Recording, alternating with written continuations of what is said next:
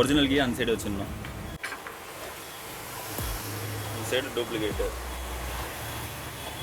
இந்த செட்டிங் மாறிச்சுன்னா மாறிடும். இந்த செட்டிங் இருக்குல்ல, இது மாறிச்சுன்னா மாறிடும். அது அந்த செட் கரெக்டாக வராது.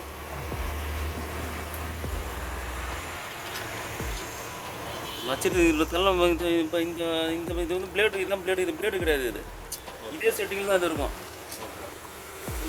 எங்கெங்கே இருக்கணும் அங்கே மட்டும் தான் பிளேடு இறங்குங்க. அதுக்காண்டி பிளேடு எங்கேயும் வேறு எங்கேயும் போகாது.